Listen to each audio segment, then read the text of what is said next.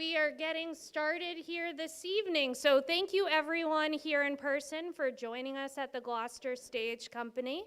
My name is Erin George and I'll be moderating this evening. Thank you to the Gloucester Stage Company again for hosting us this evening, and to 1623 Studios who are live streaming for those of you watching from home. Additionally, I just want to thank all of the volunteers and supporters of Housing for All Gloucester who worked extremely hard to make the forum this evening and last night happen. And additionally, a very large thank you to all of the candidates for seeking public office and being kind enough to join us tonight for some questions. So the candidates before we started drew numbers. So we will start with Hannah Kimberly, who drew number 1, and then go in order, each time going to the next candidate to answer a question first.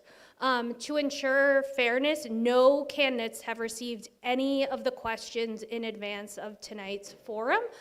Even those who are core members of Housing for All Gloucester, they have not been included in any of these processes.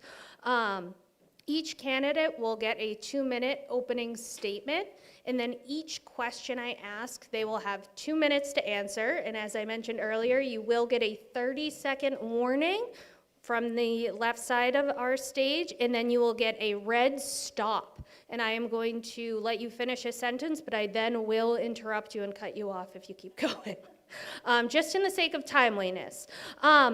So thank you all for being here this evening, and again for 1623 and everyone at home and here in person watching. So without further ado, we will jump in.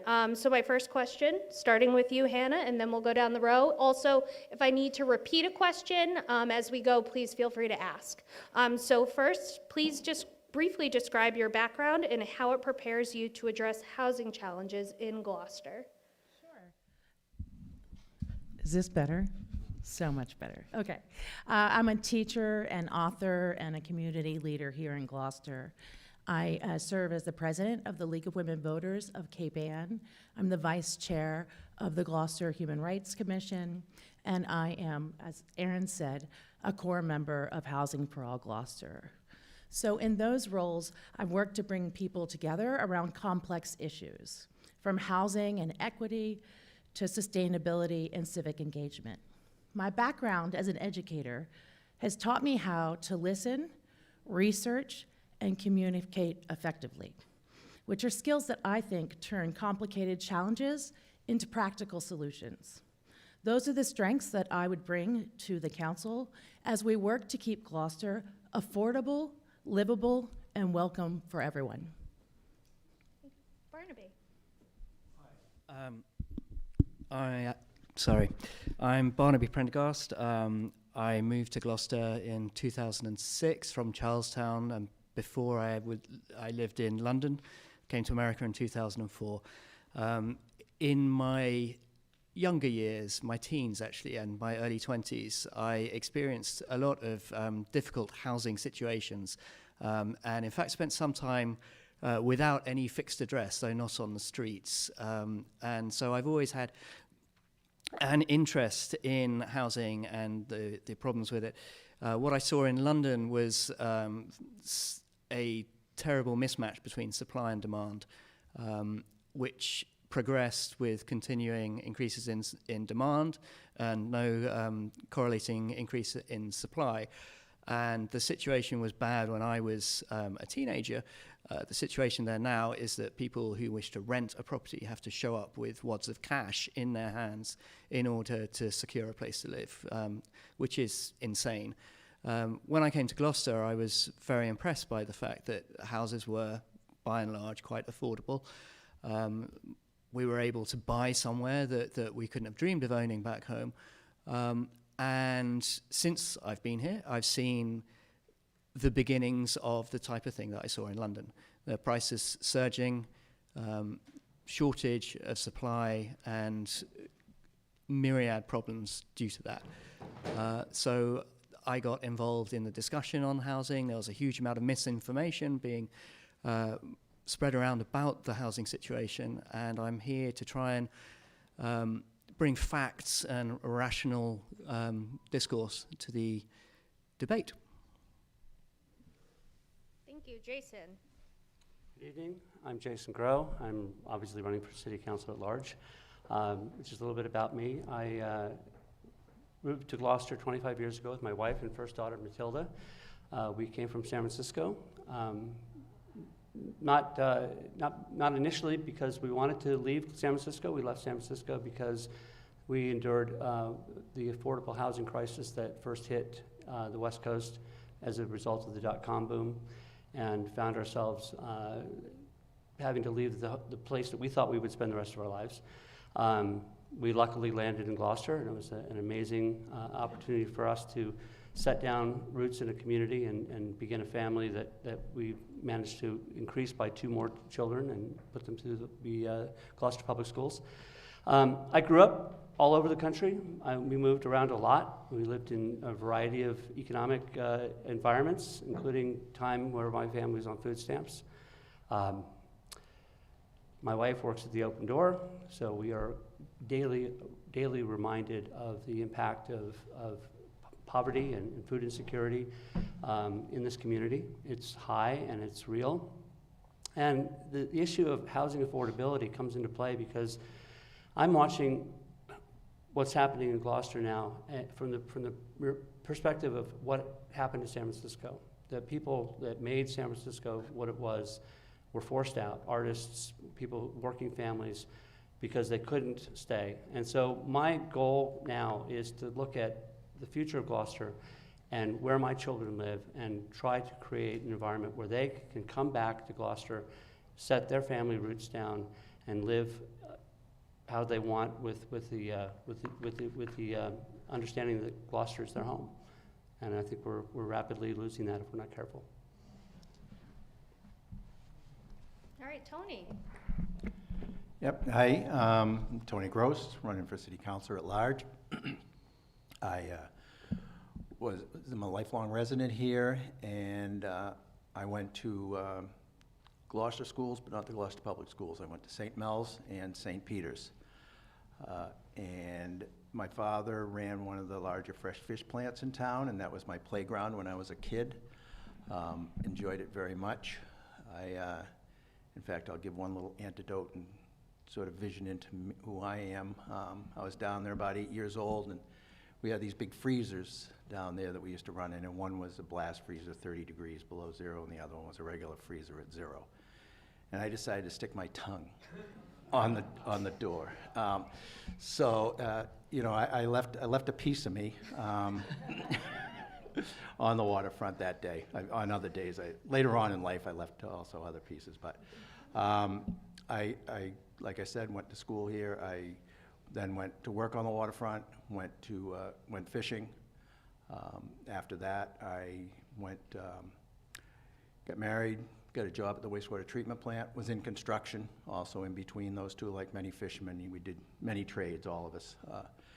And then went back fishing again after a stint of home inspection and stay-at-home dad.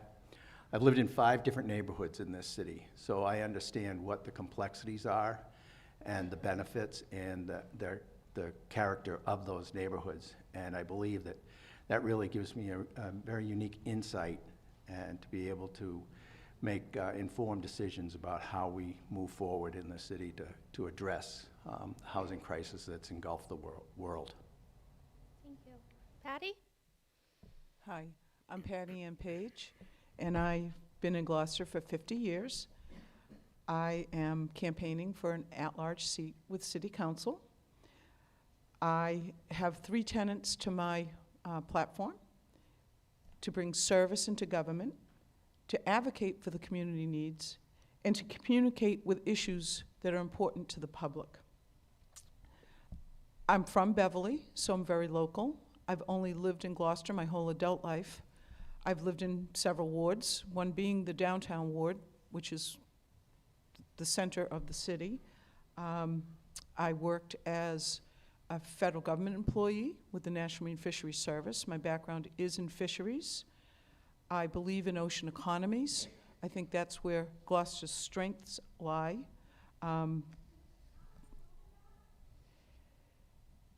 We do have opportunity here. The fishing industry is still strong. as consolidated as it is, there are definite economic indicators that is still a very viable fishery.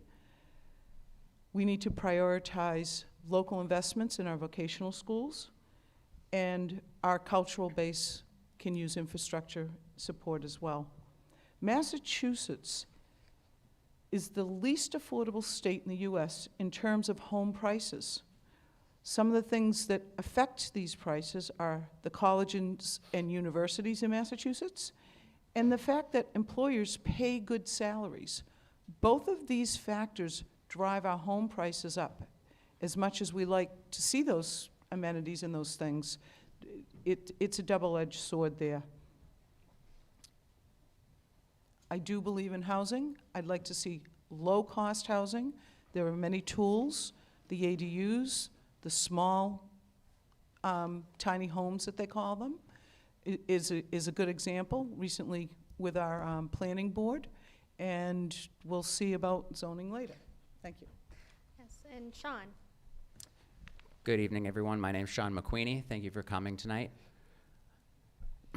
I'm an 11-year resident of Gloucester. I moved here from Manchester by the Sea. I graduated Peabody High in 2005. I was brought here. I was the bar manager of then Latitude 43 on Rogers Street. Since then, I've decided to stay here. I've worked here and lived here ever since then. Before moving here, I was a volunteer firefighter and first responder. I have a lot of experience as a camp counselor and as a youth sports coach. And as my job in restaurants entails, I've been a trainer and a mentor a lot of the time I've been in town here. So I'm looking to bring my blue-collar leadership to City Council as one of your at-large candidates. I am very young. I'm only 38 years old. I'll be 39 in March. But I am very, very much so interested in learning with the community. Something that I'm hearing a lot of from a lot of younger people in town is that we're not getting a lot of information out, or we're not doing a great job bringing a lot of people along with us. So my opportunity to learn that alongside everyone is going to be my way to project what I learn back out so that we can all be on the same page. We are in a dire need of informing the public what we're doing and how we're doing it, and there's a lot of progress to be made. With progress comes a lot of uncertainty, and it's important to mitigate that uncertainty with information and empathy. I think the entire city bearing the burden of our housing crisis is something that we need to make sure everyone understands.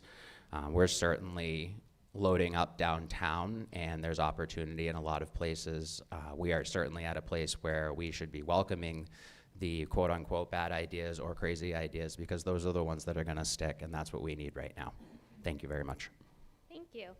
So we will now be transitioning to some questions. I'll start with you, Barnaby, and then we'll go down the row.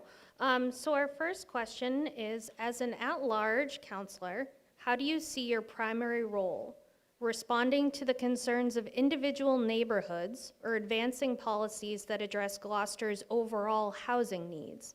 How would you build understanding and dialogue between residents in the city's broader housing goals? Okay, so the first part of the question, I think really the role of an at-large councillor is to take an overall view of what the neighbourhoods are looking for. We do have ward councillors. Frank Margiotta was talking last night a lot about listening to his constituents. I think that's an incredibly important role. I am absolutely certain the ward councillors will bring information to the at-large councillors looking for support, and the at-large councillors will help make sure everybody else along the, a lot from the other constituencies are aware of objections or concerns or support for changes.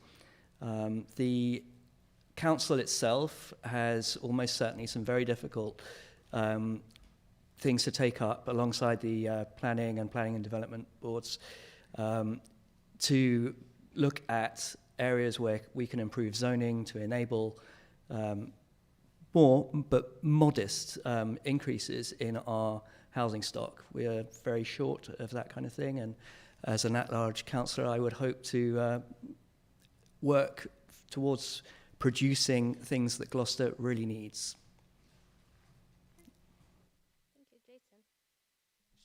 You started with the easy question. I think the role of the at-large councilors, as Barnaby mentioned, is to take a sort of a global view of the city's issues. And I think the important thing is to keep your ears on all the time to understand what the concerns, the objections, the needs, the desires of each individual ward, because they're quite different, and put those in context and relay those to the other wards as well, so that when you have complex issues, zoning changes or things that are coming down the road, you make sure that you represent, that you know how that's going to impact each ward in its own way.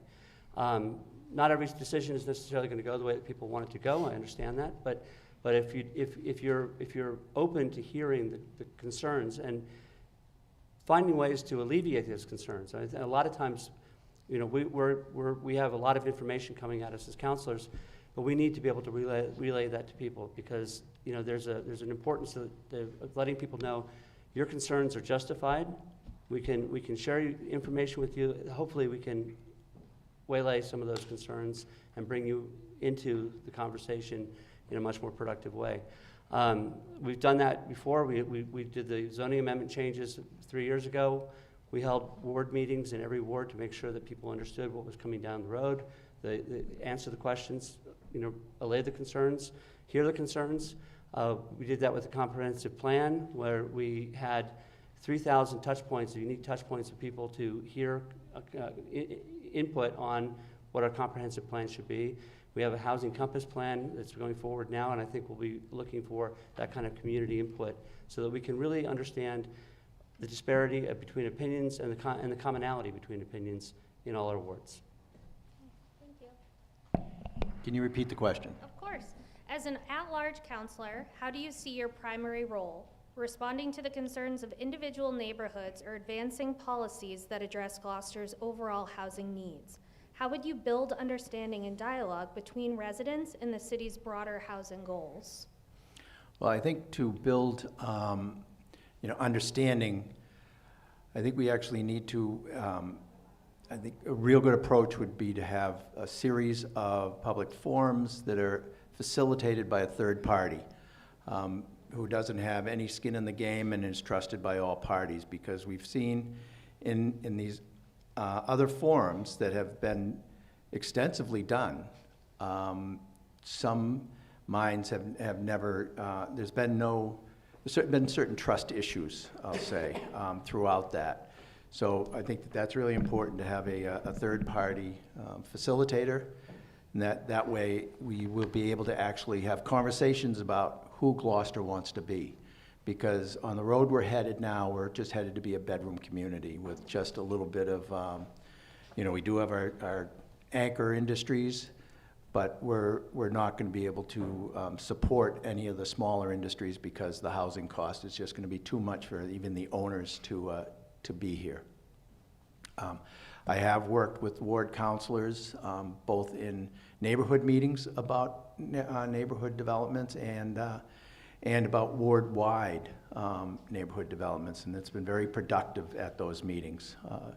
So I think that those are a couple of tools that we can use. I think Gloucester needs to look in the mirror and decide what it wants to be, and we can't just say, because everybody does not necessarily want to have some development next door, but we have to finally understand that it's going to be necessary for us to be able to get out of some of this. Thank you. Great. Yep. As an at-large council, the role is broad across the whole city. It doesn't mean that you don't look at smaller individual ward issues, but the bigger, larger issues are really what I'd like to focus on.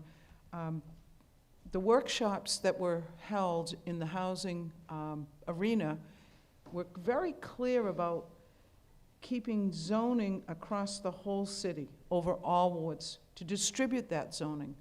In the first round, it didn't really happen. It was very focused on transit areas, and that's what was the conclusion was, start there and look around. There are a lot of opportunities in other wards. I would not be in favor of densifying the immediate coastline, The coastline has environmental concerns that are very unique. We see the damage done by storms. We've experienced it for hundreds of years here. There is no point in advancing that damage. So that's one place I don't believe multifamily or densification is warranted. As far as the public goes, you front load the public. When there's an issue, the immediate first step is to get the public at the table. Now, people, there's apathy on a lot of issues, but if they feel it affects them and they can make a concrete contribution, I do believe you can get participation and city involvement to invite, inform, and involve your citizens is, again, one of the premises that I would work on. Thank you.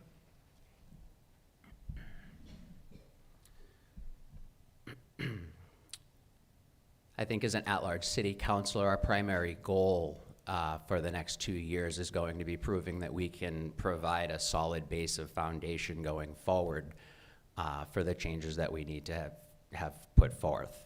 At our debate a few weeks back, one of the questions revolved from housing, and the woman said, I've been asking this question for the last 2 to 4 to 6 years, and I come from a background where that just sounds like we should work harder. And if we're still asking that question 2, 4, and 6 years later, how come we're not getting to a point where we can cross that gap or bridge that gap? As an at-large counselor, it's our job to support our ward counselors and vice versa. Our ears work just as good as theirs. So if one of their constituents comes to us, it's on us to go to the ward counselor and bridge that as well. I think one of our bigger areas for housing improvements is going to be continuing to work with and strengthen our relationships with nonprofit organizations, identifying areas in town that the city may already own that would be a much less cost-invasive procedure to rehab that into a housing facility as opposed to building from the ground up. I would also like to propose an idea of a mixed-use building at the Shaw's Plaza by Railroad Ave. I think there's huge opportunity there to fulfill the need for a grocery store, and advocating for that is something I have every intention on being a part of. Thank you. I think the primary role is to bridge, thank you, our big picture housing goals with all the people in the community. So that means advancing policies like housing affordability, workforce housing, senior housing, so Gloucester remains a community where people of all incomes can live and work and stay. For example, the city's comprehensive plan says we need to adopt policies that promote housing stability for residents of all life stages. So I would prioritize listening sessions, both to hear concerns, but also to explain what the city's housing goals are. For example, nearly half of the renters in Gloucester are housing cost burdened, but also nearly 40% of the homeowners in Gloucester are also housing cost burdened. So I'd hope to include lots of voices, renters, young families, seniors, and seasonal workers, so that our vision is inclusive and not just developer-driven. Thank you. And moving on to our next question, we start with you, Jason. So would you support allowing 3-family homes by right throughout Gloucester? Why or why not? I thought the other one was the easy one. I have always maintained that the housing crisis, the affordable housing issue, is a responsibility of the entire city to address. We put a undue burden, I think, on our intercity wards, wards 2 and 3, to take on the responsibility of our housing crisis when we have neighborhoods that could absolutely afford to have greater density in them. Now, I'm not saying we just so wide open everything, but if you can put a 3-family house on a 4,000 square foot lot, I think you can put a 3-family house on a 40,000 square foot lot without endangering the quality of life or the neighborhood character. There are definitely areas that we can look at in terms of cluster development or open space development now to create areas where there is greater density in other neighborhoods besides downtown. We also need to worry about things like public transportation, because if we want to create houses that are affordable and that people can live in, young families, we also need to be able to get them to and from places without necessarily having more and more cars in neighborhoods. So I guess the answer is I have. I supported all the zoning amendments back in 2023. I think that they were sensible zoning changes that allowed for incremental growth, infill housing. And I think that, as I said, I think the responsibility for dealing with our affordability issue and our housing issue should be borne across the entire city, because it's unfair to do it only in 2 neighborhoods. Thank you. It would be nice if this was an easy yes or no answer. Unfortunately, it's not. I think we need to look at really a close look at not just rezoning whole swaths, but we need to look at areas where we do have zoning, where there's a majority of the homes are non-conforming in the lots, and we should look at maybe making those areas so that the majority of those lots do become, so rezone, maybe overlay districts for, to make those lots actually legal, and then they don't have to go through all the burdens of the Zoning Board of Appeals. They can just get a building permit to do these things. And, you know, there, 3-family by right, provided that you know, the housing production plan, right in it said that the majority of Gloucester residents have to have a car to run errands. So you have to make certain that there's parking, because having lived downtown where there was limited parking is a real quality of life issue. You know, it's just not that easy, particularly for young families, to be parking a block and a half away when they've got their groceries, their 2 little kids. It absolutely affects how your day goes. Any of you who were parents remember what it was like trying to wrangle the little kids while you were carrying groceries and you're going up a busy street. So I think that we really need to look at the nonconformity of lots, and where there's areas where there's a major, the majority of the lots are nonconforming, we should look at rezoning some of those. I think that there's lots of things we need to do before we actually jump into wholesale blanket rezoning of things. It just requires careful thought. The neighborhoods, like Jason said, you know, yes, an R40 can fit a 3-family as well as a now 4,000 and 3A. It's quite expensive now with 3 families to convert to 3-family with sprinklers. And this is also, you know, the state added that layer on top, although it's great for safety. Thank you, Tony. I'm sorry Thank I you. have to cut you off there. Patty Ann? I do agree that these broad-based citywide proposals need more analysis. How will they affect each and every area? We don't know the pros and cons. So I think there needs to be, it might be a good answer, it might not be, but we need better understanding of the impacts. Certainly if you take larger lot districts, the quality of life is not as affected as greatly. But what do you produce in those larger lot districts? Generally more expensive housing. And of course, to continue to densify downtown is very controversial. There's a lot of quality of life issues and infrastructure issues downtown. To expand into areas where there is no existing city infrastructure doesn't make economic sense. There is a little gap here where currently we have 2-family by right, but if you have an existing 2-family, you cannot convert to a 3-family without going to ZBA. If you were to build that 3-family on that same lot, you would be able to do that easier. Again, as Tony's pointed out, this state requirement for fire suppression on the 3rd unit is a very onerous, it's very onerous. It's not only expensive, but it compromises the integrity of that existing unit, if you're to retrofit that. I think that's all the thoughts I have on that. Oh, own to rent too, own versus rent. I think there's place for both, but I do believe in, I believe in having ownership and trying to gear towards that if that's what the individual wants and can financially do, because there is more, there just is more community there, I think, and more stability. But there are places for rental. Thank Oh, you so sorry. much. Yep. You're fine. Sean, thank you. I think largely by principle, I support building by right.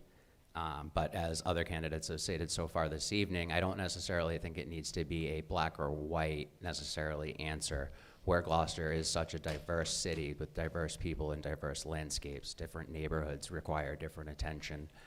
I think that there's a way to tweak what we have already, adjust it accordingly. We can definitely look into rezoning and things like that, and give people the opportunity to build, but not everyone can afford to do that. And as was already stated, building by right, as far as the larger buildings are concerned, is a much more expensive process. I won't spend any more time talking about that, but I feel like that should ease a little bit of fear in that sense. But I am all for looking into some overlays and things of that nature. I think the more we encourage multiple use buildings and things like that, I think it's just going to continue to put us in the right direction. There's obviously going to be ripple effects anytime we get into stuff like this. We're going to have to worry about parking lots and public transportation. We're all worried about building more places for people to put their heads, but we're not thinking about how they're gonna put their feet down to get to where they need to go. One minor fix that I have in the back of my head for that is we have some areas in the city that have ample parking already. And as opposed to looking at areas where we should build one big parking structure, I think if we add 1 or 2 levels to some of those spaces, it would double and triple the amount of parking at those said spots, without putting a lot of burden cost-wise on the city.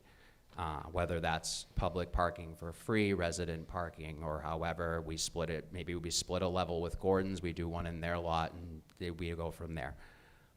But as far as by right building goes, I am a firm believer as a Mr. Fix-It. The more tools you have in your bag, the better off you are to fix the problem. Thank you. Yeah, I would support allowing 3-family home by right throughout Gloucester, obviously not in protected spaces. I think 3-family homes are representative of Gloucester's character because historically the city was built by working families who lived in multifamily houses. And those houses allowed people to live close to where they worked and stay in Gloucester, even when times got tough. So a mix of housing is what has given Gloucester its character and its resilience. And like Tony said, the state now requires that 3-family homes have sprinkler systems, which is expensive. So I don't think we're gonna see a ton of 3-family homes all of a sudden being built, much like we've not seen any permits pulled for 3A, so. Yes. No, I mean, more seriously, yes, I would definitely support 3-family by right across the city. I think it's very important to remember that by right doesn't mean every single lot gets the right to immediately go and build a 3-family home. These refer to conforming lots, which means the setbacks, the area, the septic, all of those things have to conform to current zoning regulations. So when you say 3-family by right across the whole city, you're actually talking about quite a limited number of actual possibilities to build. Downtown has the lowest number of these opportunities. As has already been said by everybody, 3-family now have to be sprinkled. This is an extra cost. So again, you're looking at people who own a home and who are thinking, maybe I could add another unit. And that's great, but sprinklers, I haven't heard anybody mention a cost for them. Last time I spoke to somebody at Habitat for Humanity, they were doing, I think it was a 4-family unit, and it was the sprinkler system itself was costing $120,000. So that's a considerable extra cost on top of your construction costs.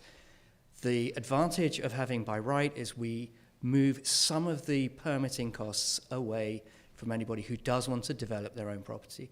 And that's a good thing. That helps. That helps create housing stock. It helps create housing stock at a moderate, modest level. Nobody's coming in to build tower blocks. It doesn't mean that every single lot everywhere will be stuffed full of homes. A couple of other points I just wanted to make. About downtown and overcrowding. People talk about crowding a lot, but actually the downtown population now is way lower than it has been historically. Households are smaller, families are smaller. We have the same number of, more or less the same population, fewer people living in each home. So in terms of actual numbers of people downtown, there's room for densification. You could have more people there, and it would just be the way it used to be. Thank you.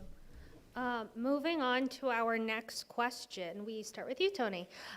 So when new housing proposals such as accessory dwelling units, multifamily projects, or mixed-use developments face neighborhood opposition, how would you approach those situations? How would you balance legitimate community concerns with Gloucester's housing goals and legal obligations?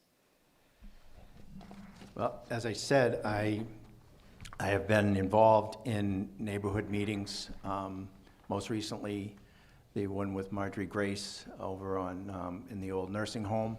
There's been some really, really productive meetings with the neighbors over there on how to make this a good fit in their neighborhood.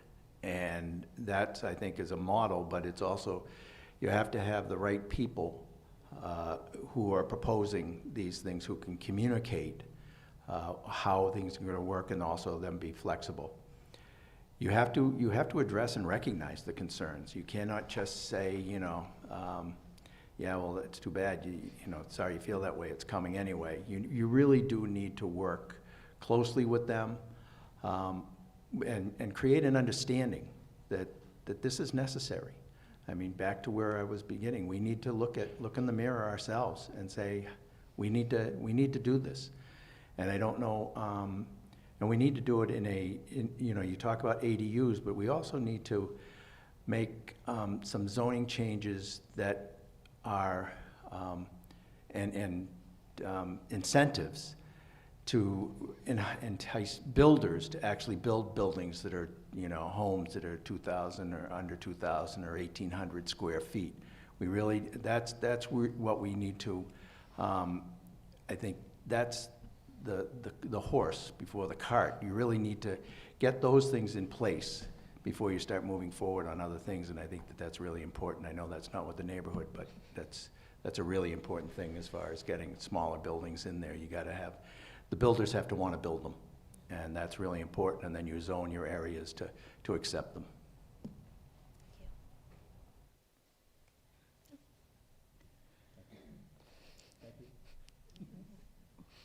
Neighborhood opposition is not equal in every ward.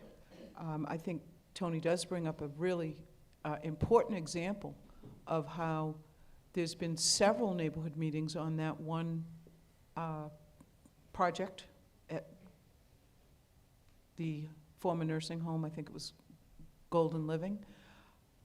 The neighbors have had a seat at the table and have modified that project.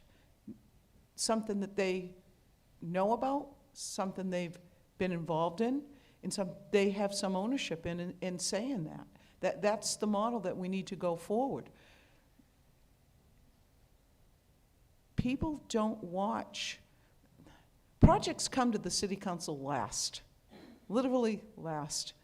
They start at conservation, they start at ZBA, they start all different boards and commissions. And if you're not cognizant of where that chain lies, all of a sudden they're at city council through all these meetings and all this work, and it's too late. It's too late. There's an example downtown.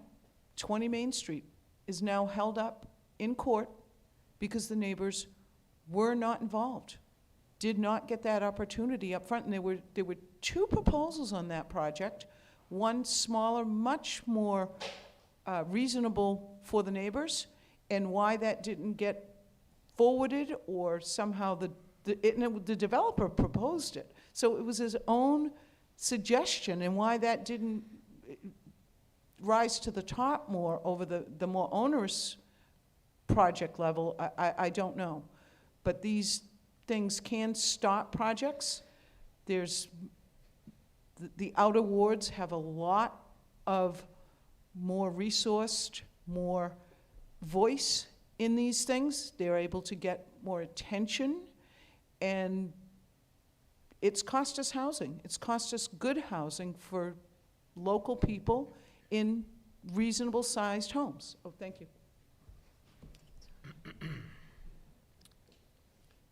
I think the biggest problem that everyone has right now is the communication or lack thereof. It's our job to enhance the communication of our residents here in Gloucester. And as Patty just said, a lot of that planning and all of those things come before, or are done before they come before the city council.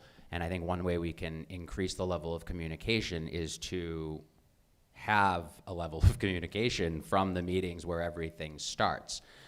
You know, it's one thing to post everything in the little tiny corner of the public notices in the Gloucester Daily Times, but it's a whole other thing if we're actively trying to give you the information. That being said, it's very difficult to get information sometimes in Gloucester, especially about certain things, whether it's parking bans or et cetera, and we need to work on that ourselves.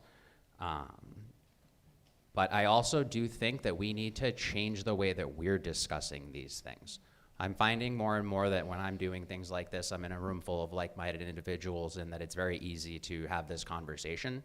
But outside of walls like this is where we need to start our conversations, and this is where we do our damage, because as we've already heard, we're not talking about the dregs of the city, and we're not talking about the people living in the gutters or the slums.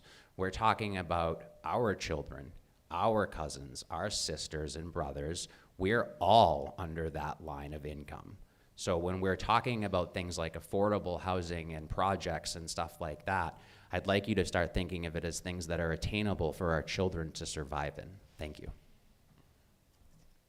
I would encourage developers to hold early community meetings before formal zoning hearings. I think people feel left out when they think that, or realize that they're hearing about a project at the last minute. So early outreach reduces misunderstanding. And not every project goes before the council, obviously, but if one does, I would encourage openness and community participation. We also have to remember that the city has obligations under state law to foster a more diverse housing supply. So I would take neighborhood concerns seriously, but also I would assess concerns that are rooted in the we don't want to change reflex. Some concerns like traffic volume and infrastructure obviously need to be addressed, but others like the we just don't want those people here are not a sound basis for public policy. So if proposed housing helps meet critical needs like workforce housing, senior housing, missing middle housing, I would be willing to support it. But people's concerns obviously also need to be addressed. So the question you mentioned, legitimate concerns. Yes. Do you mean that very specifically? I think legitimate community concerns, or how would you handle any kind of concerns in general? If someone raised you, what would you do to kind of walk them through the process to understand what the city's goals are and what needs to happen? Thanks for the clarification. So neighbourhood involvement is really, really, really important. I think that we need, as a council, to be encouraging people to think about how change is going to happen anyway, and what the involvement can do is help shape the change. If we try to stop change, then we're just going to spend our entire time arguing with lawyers. Quite often we'll just be losing against the lawyers, because the more expensive housing becomes, the more worthwhile it is to employ good lawyers, to take on the law, find the loopholes, wind their way through and push forward projects that the council and the neighbours might not like very much. So yeah, the model that Harbour Light did for the housing that's proposed there is a very good one. Patty is right on for that one. We have not had a particularly good history on that front. Sometimes the developers don't particularly want to cooperate with suggestions from the community. We can help mediate that as councillors. And at the end of the day, we do need the housing. We need to be kind about it, which is something that Marjorie Grace was very good about talking about yesterday. And at the end of the day, we have to listen to the concerns, understand them, but we also, as Kimberly has just said, Hannah, has just said, we need to follow the law. If we don't follow the law, we end up in court, and such as happened with 16 East Main Street, we lose, it's expensive, it's embarrassing, it just makes everything cost more. It's terrible going last in this particular situation, but what was said previously is absolutely right. I think the most important thing, obviously, is early intervention with neighboring community to find out what people are objecting to, find out what they can live with, what the developer can do to make the project better for them. That's sort of number one on the list of things to do, to try to mollify concerns and to really find out what is at the core of what you're concerned about. And if they can find a way to mitigate that, that's all the better. As a chair of planning and development, I can tell you that it's a really, really challenging line to have to thread sometimes, because Barnaby and Hannah are correct. There are legal frameworks that we have to deal with, and if we are seen to be capricious in our decision, or we're set out to take a particular position on a project, we will lose in court. And what will happen is that whatever is coming down will be imposed upon us. And I wanted to add really quickly that that's sort of the genesis of 40B and 3A to begin with, is which communities took an effort to not do what was necessary to adapt themselves to changes in population and the rising population. So the state intervened and said, okay, from now on you're going to do this and you're going to do that. So the more that we can do to mitigate concerns in the development, to encourage good projects to go forward, the less we're going to be told what to do. I think the other thing to think about is what kind of community do we want to be? If we don't allow development, if we don't create housing, we're going to kill the very thing that we're trying to save.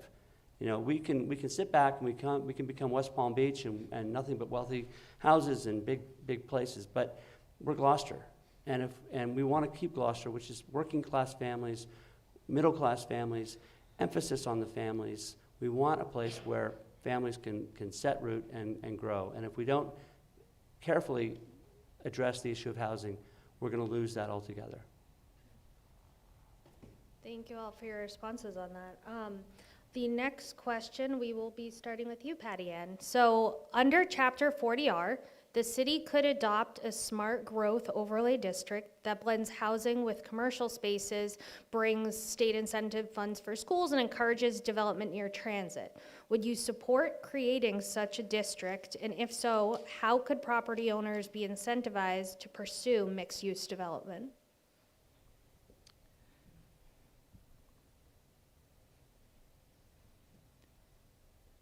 I do understand about overlays, and the 40R in particular is a state overlay. I would support mixed use, retail on the bottom, housing above. I think that's a good mix, particularly in your downtown area and some of your village centers. I think that locally we should do it. I'm not a big proponent of going through the state zoning, rising to that level.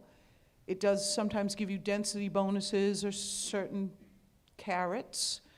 But as we've seen with some of these overlays, and I'm quite familiar with the DPA, the Designated Port Area, that was established in 1978 here. It came from the Commonwealth with a promise of funding.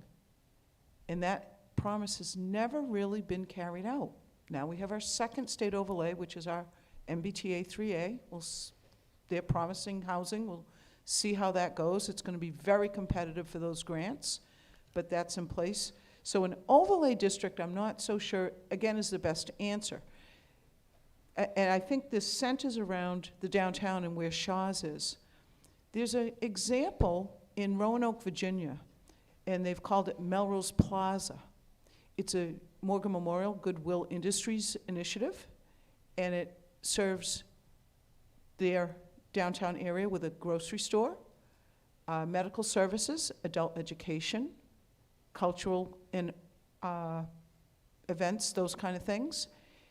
There is no grocery store chain that is going to compete with Market Basket. It is just not going to happen. We're going to have to look someplace else. And I would hope that that might be something we could look at. A co-op proposal, an open door proposal, but in general,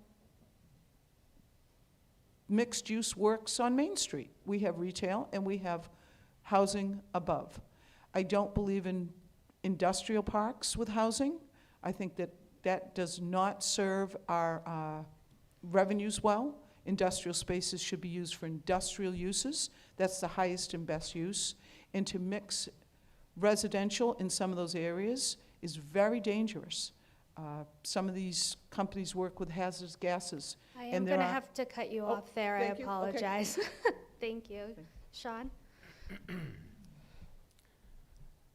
I'm personally interested in learning a little bit more about Chapter 40R. I'm for things that benefit us financially or for the city.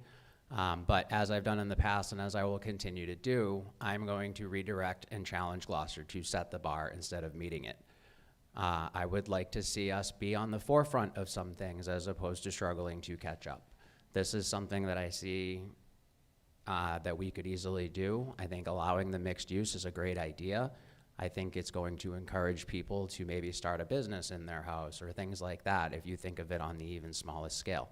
That being said, I think anywhere where we're thinking of putting more businesses, if the footprint is there, we need houses and we need a place to live. But we also need to realize that some people do want to own a physical piece of property as well. So mixed use is great conceptually, but like I said before, we need to continue to add tools to the bag because one solution is not going to just Band-Aid everything for us. I think the more we can fold this stuff together with good, solid conversation and just reassuring, the other side of the fence or the other side of the road that we are all in this together and that the ends will justify, the few cracked eggs here and there.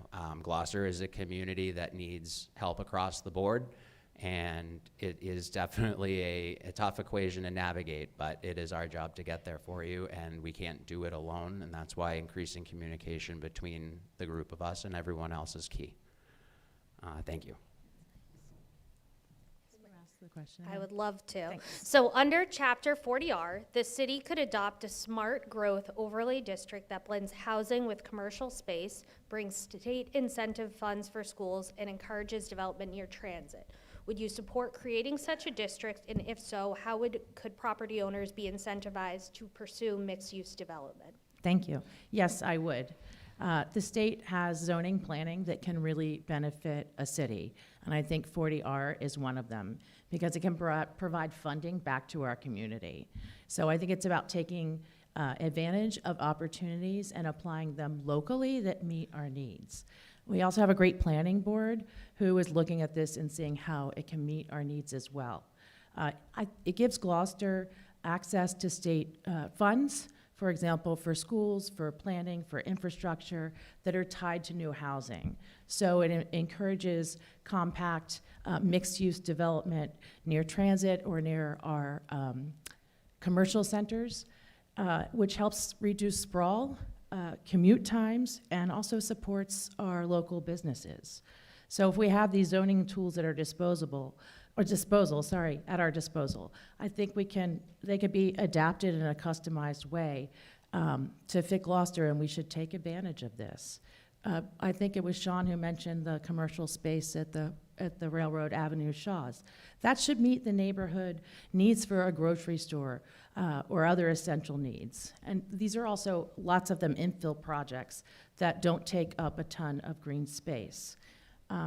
You asked about incentivizing too? Okay.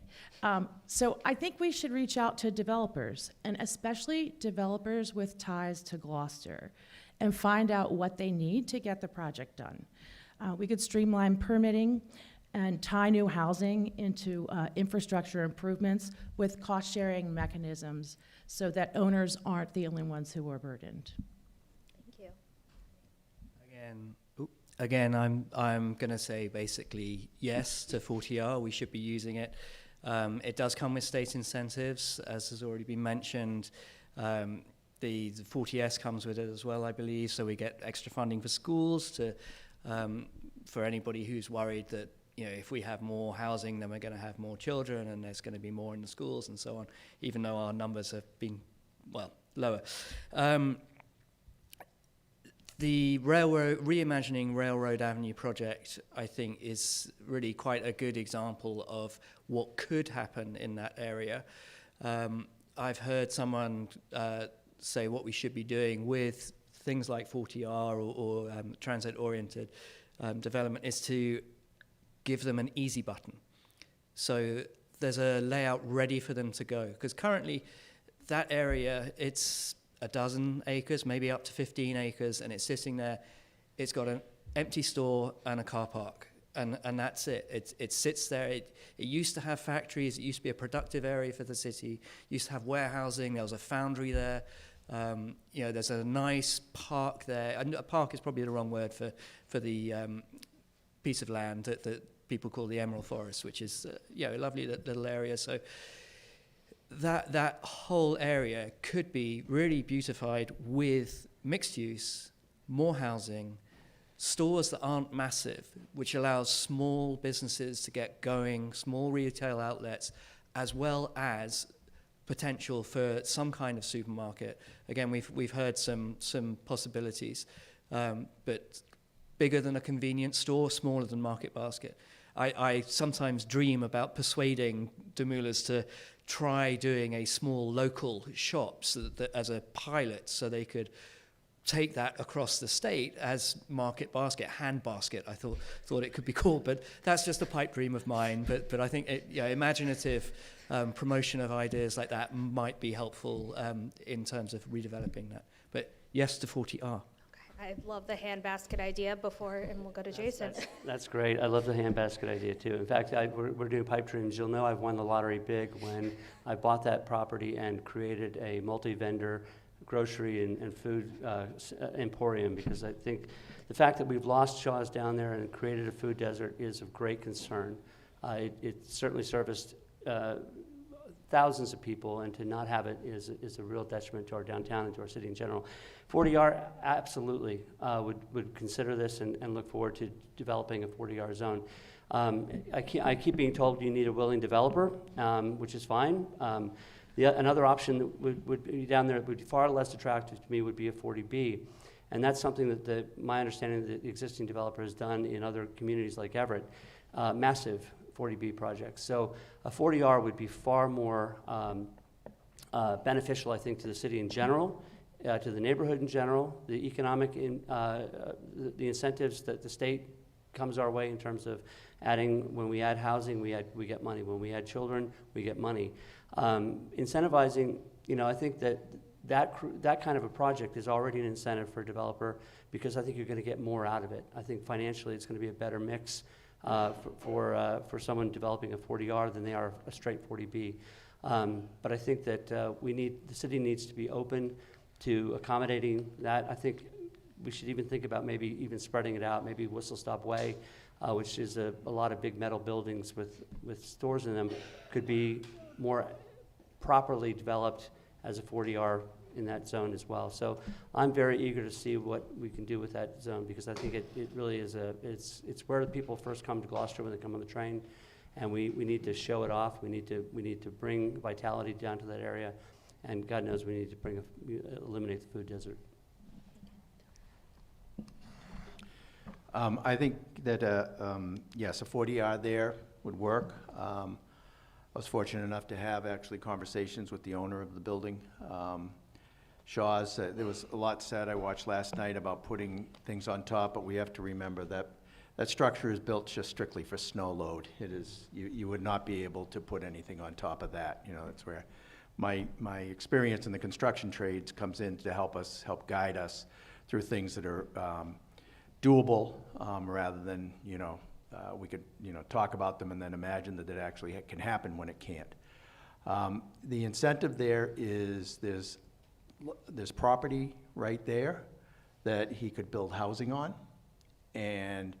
or whoever the developer is, the owner of the property is, could develop it with housing and make their money there, where they could bring there was a store chain that was willing to go in as is, but the terms of the rent agreement were not attractive enough for him to accept those. But if housing had been there, if housing was in the mix and he could have built housing there, he would have snatched that opportunity right up. So I think we need the 40R. You can have the mandatory mixed use. It's a really good use for that section, that piece of property. And I think that we really need to work with whoever owns that piece of property to try to get that through by incentivizing the housing aspect of that project. Thank you. Moving on to our next question, and we'll be starting with you, Sean. So Gloucester faces infrastructure challenges, including limited sewer and water capacity in some areas. As a councilor, what steps would you take to improve or expand infrastructure so the city can support sustainable housing growth? One thing that I've been bringing up, especially in the last few weeks or so, is Gloucester's need for an alternative energy program. This is obviously not an overnight idea. This is going to take a lot of time and planning. But I also do feel like, as was mentioned last night, we do have some bigger players in town as far as some of our businesses go and things like that. So as much as we want to keep them here, we may be able to search out just a little bit of assistance from them in some regards as well. Obviously, we rely on National Grid for our energy, and there's little getting around that. But if we can produce and store our own alternative energy, then we get to start talking about what kind of money we can incentivize our builders and things like that with in that regard. So I think that's a great place to start. If we alleviate some need and burden on one area by increasing the attractiveness of another, then we can round the wagons and tackle and reassess what we're looking at. Thank you. Because, hallelujah, we are compliant under 3A, we have access to grant opportunities for this. The new economic development coordinator, I'm sure, will also be looking at those opportunities. I was in thinking about this as well. It doesn't always necessarily have to come from the city. In Salem, where I work and teach, and in other communities, if a project needs to meet infrastructure requirements, the developer has to pay for it. I think we can treat housing growth and infrastructure readiness as two sides of the same coin. I would like to see Gloucester grow in a sustainable way that doesn't overburden systems or create false promises for people. So infrastructure expansion for housing, that's one of the things that pushes downtown development, makes downtown development more attractive, because dense development is less expensive to build the infrastructure for or improve the infrastructure for. The pipes are shorter, essentially. Sustainable growth with infrastructure. There are areas of the city where upgrades were done a couple of decades ago where the infrastructure that exists there is basically the limit. Rather than not having enough water, we have plenty of water. Not having enough sewer capacity, we have plenty of sewer capacity. We have some issues with combined sewer and rainwater systems. That's what leads to overflows when there's big rainstorms and so on. How to tie infrastructure expansion with the housing is tricky because, again, it's another thing where you either lay out the infrastructure, in which case the city pays for it, very expensive. We don't have money in the budgets for that. Or, as Hannah, got your name right, Hannah suggests, you charge investments to the developers. And that's the norm in so many places. And you can, if large-ish or mid to large-scale developer wants to build 24 houses, and you can start talking to them about, well, rather than having a combined septic system, how about extending the sewer along this street so that it meets those houses, and then you carry some of the cost, or and we have actually seen that with a water main recently, but I'm not going to mention where because the project seems to have stalled and it's horrible and ugly. But anyway, we can ask our developers to help with, if not completely pay for, some of the infrastructure upgrades. I think that's all I have to say right now, which is good timing. Okay, thank you. Well, the good news is we actually do make developers pay for infrastructure improvements already. So when we have big projects come through, basically everything that needs to be done for the project is brought into the street, and then that's where the city takes over. Part of our problem with infrastructure, especially in some of the neighborhoods, is that over the years, projects were done and infrastructure, water, sewer lines were done poorly. Okay, there are streets where one house was originally put there and then 5 more houses appeared and drew on the same infrastructure that was there for the one house. And so there are issues that really come in, especially in the private development areas where the infrastructure was poorly done in the first place and over the years has deteriorated, and now people want to know why their infrastructure isn't covered. Barnaby's absolutely right. Our water and sewer capacity is well within our bounds for further development. We could develop quite significantly and not jeopardize water and sewer rates. We had a report from Mike Hale several years ago when we had this discussion about whether or not we had enough water for development, enough sewer capacity for development. We do. The secondary sewer treatment plant is probably the biggest thing that's going to be coming in our way in terms of jeopardizing other kinds of infrastructure improvements, because we have a $206 million project to pay for. And our concern about whether or not we're going to get money from the federal government is heightened by the fact that we're not getting money from the federal government right now. But I think that a lot of the, there are certain areas where we can adjust and we can work with neighborhoods to take care of what was previously poorly done and increase the ability. We did that on Haskell Court in Ward 1. Where we increased the water supply for neighbors, and those are projects that we can do cooperatively and collaboratively with people so that we can increase the benefit to the neighborhood. Can you repeat it? Of course. So Gloucester faces infrastructure challenges, including limited sewer and water capacity in some areas. As a councilor, what steps would you take to improve or expand infrastructure so the city can support sustainable housing growth? So I'm assuming when you talk about limited water and sewer infrastructure in some areas, you're talking about not our overall capacity of a city. Yes, specifically. Yeah. So again, cost is probably our biggest limiting factor of being able to extend water or sewer into other areas, that particularly sewer into areas that are just on septic. As we all know, we live on a big rock, and it costs a lot of money to get a few feet down under the road. So that's one of our biggest limiting factors, and I don't know how we can work out of that since we do have the wastewater plant bill about to land on our lap.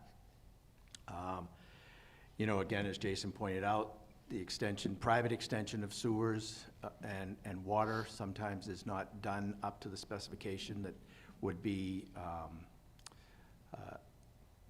resilient to aging, and they tend to wear out a lot quicker, and we lose a lot of water.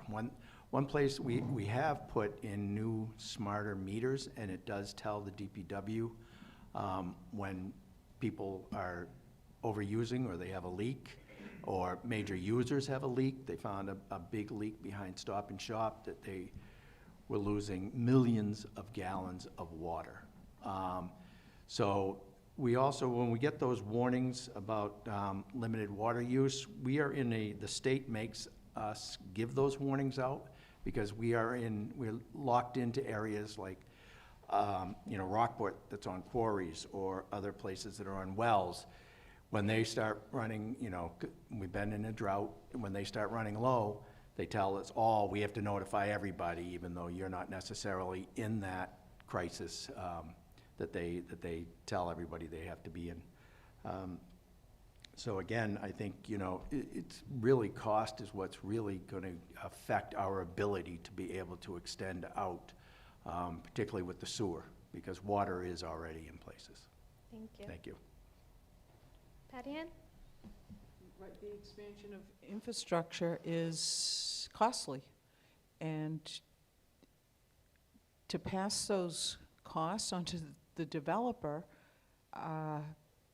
with the inclusionary units, cost of infrastructure, you're going to disincentivize developers. They need some return on their investment. I don't know that that's, for the smaller local contractors, that's probably not going to work. For your larger multi-unit projects, maybe that could work. We did some infrastructure work for the support of Gloucester Crossing. Lots of sewer work, and I believe that was at the cost of the city, not the developer. So maybe better negotiation could come forward in more projects. There is infrastructure access in some areas that could be utilized right off main roads. Electricity is a very limited resource. National Grid has a transmission and distribution problem in this area, and there's no quick answer. They are not going to look at that for probably 10 years. The EDIC has met with them several times, and there are now reports on the real lack of electricity. So the cost of increasing our wastewater treatment plant to secondary is real. The current mayor has said $206 million, that will be the number. So to add to that cost, I don't know that that is going to be a reasonable solution. Thank you. Thanks. And now, speaking of costs, we'll come back up to Hannah. So one of the drivers of Gloucester's housing unaffordability is low wages. According to U.S. Census data, more than half of Gloucester's households are considered low income in that they make less than 80% of the area median income. While obviously the city council cannot set wages, it can influence economic conditions through zoning development, priorities, and partnerships. What specific actions we're looking for, would you take to help foster and support living wage jobs in Gloucester? I think you're absolutely right. Housing affordability can't be solved by just building more units if people can't afford those units. We need to foster economic development that creates living wage jobs. So I would support initiatives that attract and retain businesses offering year-round living wage jobs. As far as the council, I see we could play a role in streamlining permitting for responsible development, updating zoning, and working with our economic development coordinator to identify areas where we can responsibly grow local industry. I don't think that economic growth in Gloucester should be about development for its own sake. It has to be about investing in people so that everyone who works here, our friends, our families, our neighbors, can afford to live here. There are a number of different approaches to these issues. There is no magic bullet that's suddenly going to make all of the housing affordable. There's no magic bullet that's suddenly going to make everybody earn more money. If everybody did suddenly earn more money, the price of houses would go up. We are very proud of our heritage in the city as a working class fishing city, as well as other things that have gone on that supplement that or complement it or live in some kind of symbiosis with these things, such as tourism or the arts. And not all of those things lend themselves to high wage jobs. So in terms of zoning development, it's inevitable. If we can't meet the supply through the natural market, then we have to intervene, and we do have things like inclusionary zoning, which helps make things affordable. There's a lot of debate about the area median income, but really that comes down to whether we manage to persuade developers, people like Harbourlight, to develop at the 60% AMI, which is closer to the kind of money that people here have, that rather than the 80% AMI, which is area median income. I did, yeah, okay. So in terms of bringing in businesses and so on, we have some issues, as has already been mentioned, with power. We also have issues with space because there isn't a huge amount of space left in the industrial parks. Things like mixed-use development would provide opportunities for small businesses. Small businesses grow, retaining the current businesses by making sure we're looking after them by providing educated, fully functioning school graduates and college graduates who can go and work for them is also a key part. So there are so many angles to approach this from, and it's difficult to pick one target and say, well, this will make everything good, but we can do them all in a bit. Yeah, the issue of living wages is a real challenge. I'm a big proponent of living wages. I think people want to live where they work and they want to work where they live. They don't want to spend hours in the commuting. I've spoken to small business owners and heard from one recently who had a request from one of her employees that he not be scheduled on Sunday because it cost him $60 to travel from his house down the line to Gloucester and back because of bus service and rail service and Ubers. And that's not a sustainable model. When we don't have people living in the community who can actually afford to work in our community, we're going to start trucking them in, and that I don't even understand the concept of that.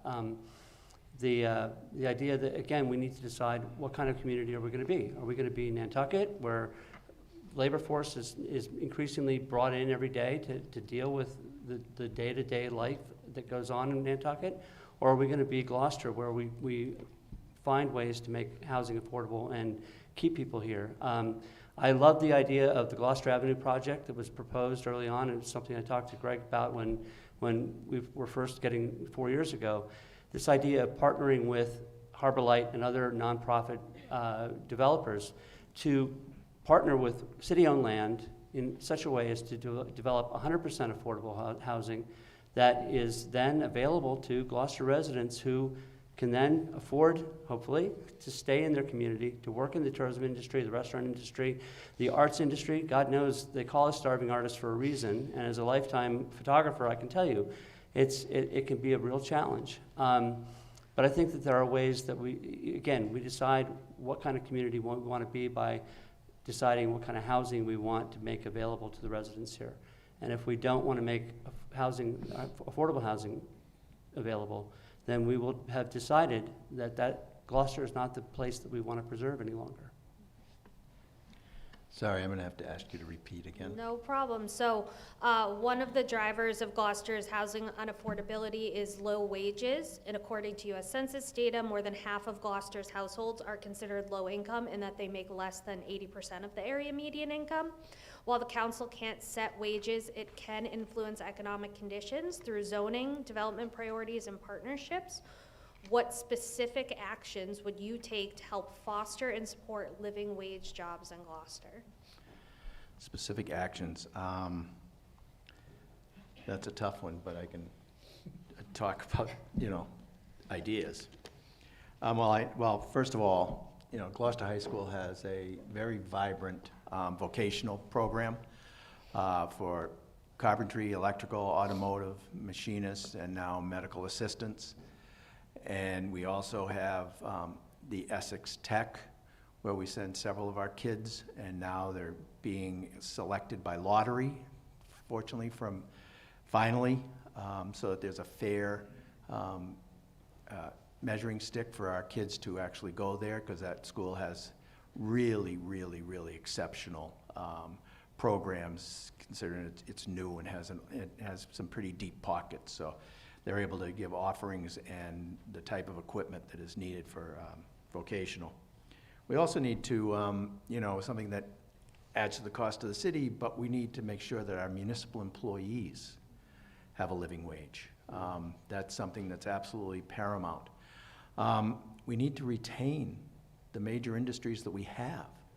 You know, it's a little scary when you read in the newspaper that Gorton's built a secondary plant in Indiana. Now, you know, we all joked and said, well, they can be anywhere. They could be in Iowa. Well, they are in Indiana now. So even though they're pledges that we are still the mainstay, they're not going anywhere, we need to make sure, and we need to be constantly continuing that relationship and make sure it's healthy. Varian, you know, we talked about, it was talked about doing, you know, alternative energy. And Varian took their windmill down. So I don't know how interested they are, but they have run amazing programs to have Gloucester people rise in the ranks at that facility. And that's another one that I think they just made a major investment buying the old Gloucester Engineering. They're not planning on moving, and I think we need to continue keeping that healthy. Yes, good timing. Patty. Gloucester's opportunities lie in developing ocean economies. Our proximity to the water is foundational. It provides Gloucester a comparative advantage. Investment in the seafood industry is long overdue. Gloucester's fishermen feed our nation. The harvest of local, wild, clean protein has a future because food security is national security. According to a 2025 report from the state, Gloucester is among the nation's top seafood processing locations by number of employees, and it has one of the highest wage bases in the seafood industry. Providing training and subsidies for the next generation of fishermen will help sustain the industry, and we must restructure the industry in order to obtain a future for it. We should prioritize investments in local vocational training for our students. The life science sector with UMass at Hodgkins Cove and GMGI both contribute to ocean research and provide educational training programs. We should strengthen our cultural base. The labor force needs support in transportation, social services, and housing. Varian has just laid off, not even laid off, they've fired almost 100 employees. They closed a division last week. Now, they are a good employer. They've been very stable. They are going to expand. They have a big capital project coming in the Blackburn Industrial Park within the next 2 years. But there is some volatility in that sector. Gorton's, as Tony knows and I well know, their Indiana plant is functional, and they claim they will keep the McDonald's division here, so we expect employment to stay, but in what numbers, we don't know. So our employment is important, and we can find ways to have good career jobs here. The trades in particular, they're crying for apprentices. Thank you. Thank you. Sean? Could you repeat I would be just the very last part you got it. What specific action? before that? Sorry, Oh, sorry. the census part. Oh, yes. According to U.S. Census data, more than half of Gloucester's households are considered low income in that they earn less than 80% of the area median income.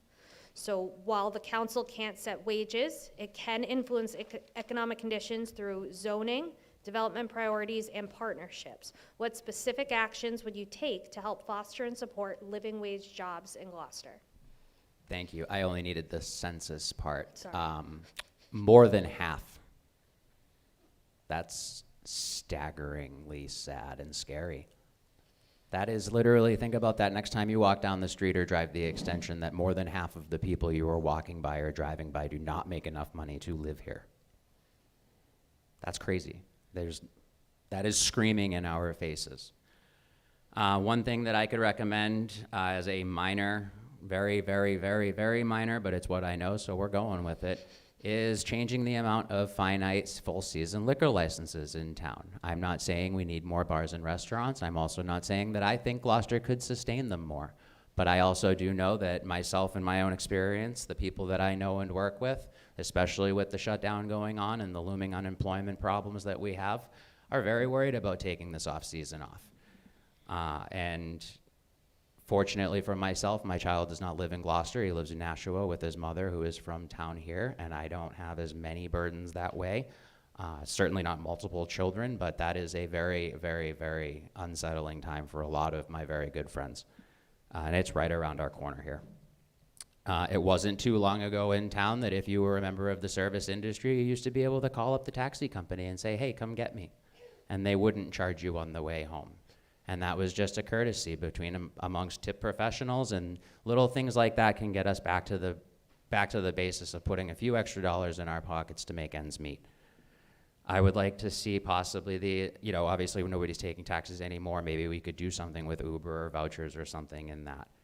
As I said before, I'd like to see Gloucester set the bar. I'd like to attract businesses that merge our history with the future. We have things like climate change and rising tides and storm path changes. I would challenge Gloucester to invite some professionals and some businesses that will get our children, who are our future, involved as well, because they're the ones that are going to have the answers. I also strongly recommend, as much as we all nobody here wants to have the discussion, there are some businesses out there that will allow assistance with housing, and we should explore what bringing some of those businesses to Gloucester would mean. Thank you. Anna. Oh, I was just making sure you guys were staying on top of things. So moving along to our next question with Barnaby. Travel and Leisure recently named Gloucester one of the best places to live. With this growing visibility, how would you, as a counselor, help Gloucester maintain its identity as a working-class fishing community, and at the same time ensure the basic needs of our workforce, seniors, and young families are met? Okay, well, if you're going to maintain the city as a working-class fishing community, you need to have the presence of a working-class fishing community. And if we don't make some changes to make housing those people, really, I did 2 years on the back of a boat. I've been a share worker. Then you're not going to have working-class fishing people for the tourists to come and look at and say, oh, look, working class fishing people. So really, there's this. It always comes back to how do we make more affordable housing. We've had more tourism in the past than we currently have now. There was a time when Gloucester had several giant hotels. There was a hotel in Magnolia that could sleep 3,000 people, and I'm not suggesting we bring that back, but we really do need to address the housing issue. It's a fundamental problem for us. In terms of balancing that with people coming to visit, I think it's a good thing in many ways because it's money that's coming into Gloucester. It's being spent in Gloucester. If we have local businesses catering to those visitors, then that money will stay in Gloucester as long as the people working in those places can live in Gloucester. I think really we have to accept that tourism is an important part of our economy. It could run for longer in the year if we offered more than we're offering currently. But that's my answer. I'm going to have to second a lot of what Barnaby just said. The reason Travel and Leisure picked us is because this is where people want to come, and they come for what we are now. And we run the risk of abandoning the working class waterfront, the working class existence. And I want to point out just real quick that the people in the last question, the people who are under the 80% AMI, these are working families. These are not, people that aren't being productive. These are working families who are usually have two incomes in the household. They're struggling to make ends meet. But back to the question, we need to resist the urge of Disneyfying Gloucester and becoming sort of a caricature of ourselves. And if we aren't cognizant of protecting our waterfront, protecting our marine industry, the fishing community, we're going to lose the very thing that people are eager to come out and take a look at. So that happens if we find a way to keep people here. And Barnaby's absolutely right. tourism is a massive industry in Gloucester, and I'm glad that it is. You know, it brings a lot of money in, it brings a lot of jobs. And he's right. If people who work in those industries or work in those businesses don't stay here and don't live here, that money is going out the door. And so we need to find a way to keep employees here, to keep businesses vibrant all year long, not just 9 months or 8 months of the year. I mean, I would love to see the downtown as vibrant in January and February as it is in July. You know, businesses that cater to residents and are open for the time that residents need to frequent them. These are all things that tie into what Gloucester is and what we want it to be. And if we're not careful, we could end up becoming, like I said, Disneyfying Gloucester in a way that it's irretrievable and you can't come back from. I'm sorry, but I'm going to have to ask you to. Yes, travel and, yeah, of course. Travel and Leisure recently named Gloucester one of the best places to live. With this growing visibility, how would you as a councilor help Gloucester maintain its identity as a working class fishing community and at the same time ensure the basic needs of our workforce, seniors, and young families are met? Thank you. Yeah, Travel and Leisure is, you know, not the most reliable source of information, I don't think. But we've always had a very strong tourist season because everyone who lives here knows where our summer is. It's from Fiesta to Labor Day. And unfortunately, you know, tourism is linked into the blue economy. So when they talk about, you know, how healthy the blue economy is, 75% of that is tourism. So we really, really need to work hard to keep our working waterfront not only protected, but also help it become vibrant. There's been, in the last 4, 5, 6, 7, 8 years, there's been some new activity on the waterfront, some revitalization of different areas.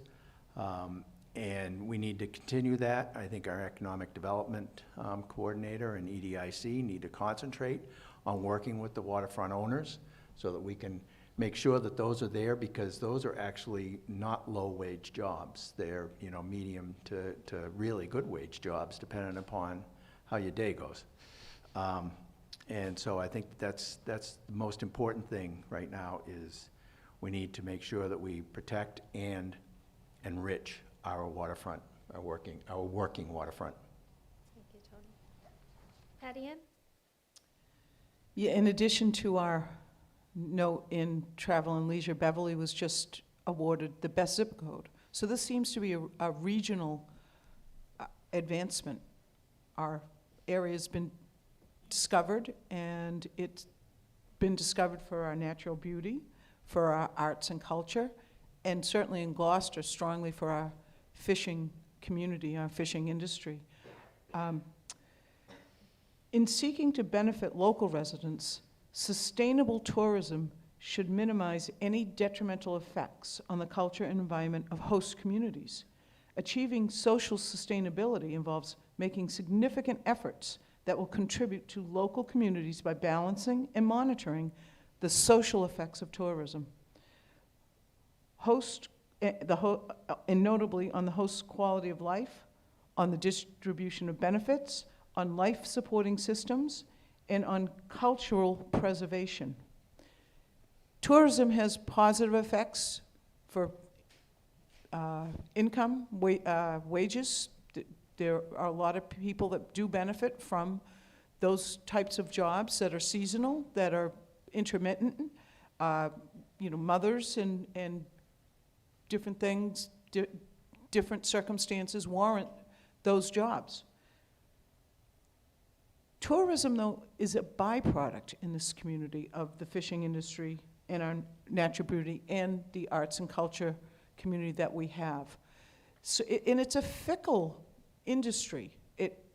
We've seen the downturn of tourism. We've seen the uptick of tourism. I'm not really... I certainly support the tourism industry. I'm in the seafood industry myself. We get a lot of tourists down on Commercial Street with the hotel. We accommodate them. We have interest in educating them on our working waterfront and seafood industry. Thank you.